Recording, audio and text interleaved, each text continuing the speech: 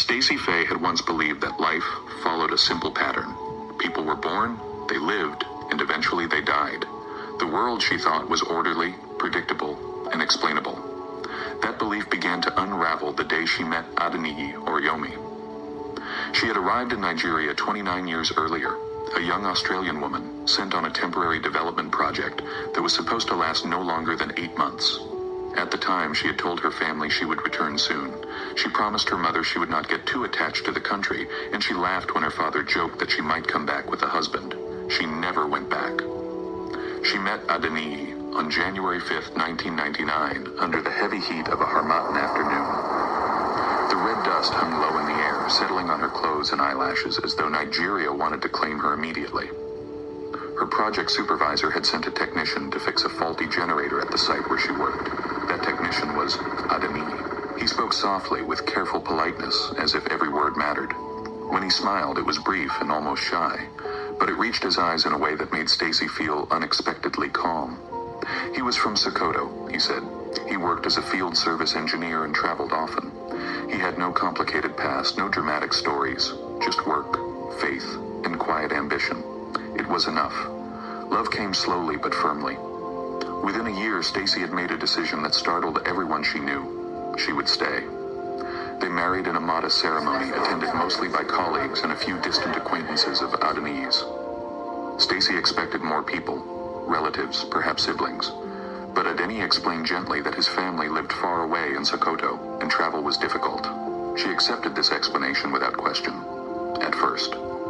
They settled in Abeokuta, where Adeniyi's engineering work kept him busy, and reliable income allowed them a comfortable life.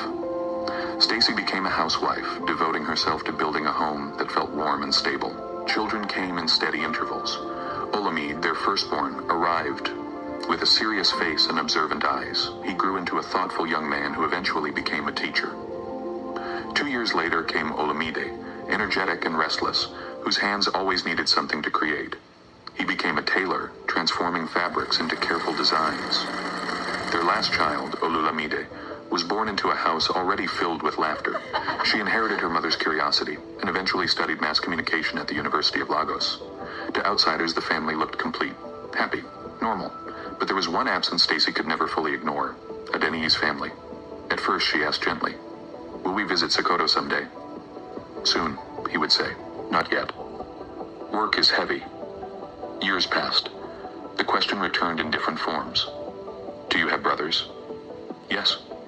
"Sisters?" "Yes." "What are their names?" He would answer briefly, then change the subject. Sometimes she noticed the way his eyes drifted elsewhere, as if memory itself caused him discomfort. 29 years after arriving in Nigeria, Stacy stood in their kitchen one evening watching rain slide down the windows. The house was quiet. Oluwole lived closer to his school now. Oluwole had his tailoring shop. Oluwole had recently graduated and was preparing for her next chapter. The silence gave Stacy courage. Adeniyi entered the kitchen, placing his work bag gently on the table. His movements were the same as always, measured, controlled, familiar, yet suddenly strange. She turned to face him. "How wouldn't I know your family?" The question hung in the air. Not new, but heavier than before. Adeniyi did not answer immediately. Instead, he sat down slowly. For the first time in their marriage, Stacy noticed something she had overlooked for decades. Fear.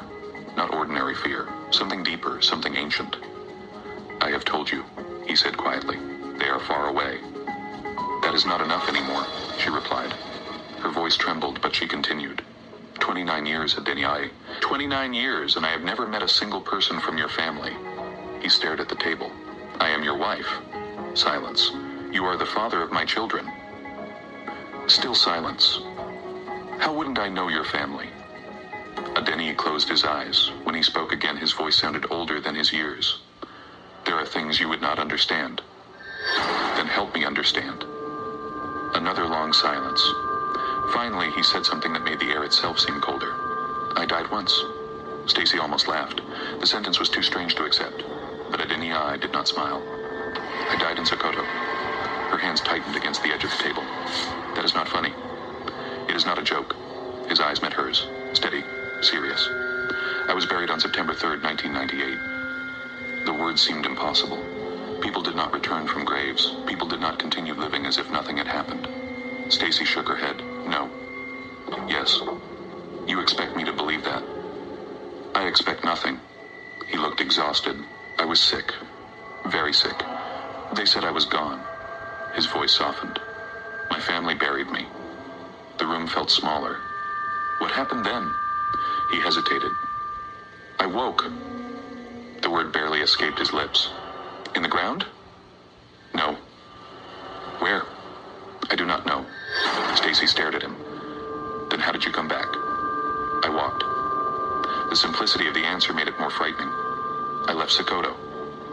Why? Because I was not meant to stay. His eyes darkened. There was unfinished business. The phrase lingered between them. Stacy's voice dropped to a whisper. What business? Adeniyi looked at her for a long time. You. Tears filled her eyes. That makes no sense. Maybe not. He reached for her hand. I found work. I started again. And then I met you. Her voice trembled. Your family buried you. Yes. They think you are dead. Yes, and you never went back. No.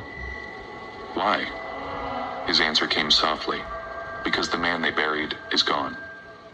The rain outside grew heavier. Stacy pulled her hand away. Are you telling me I married a ghost? No. Then what are you?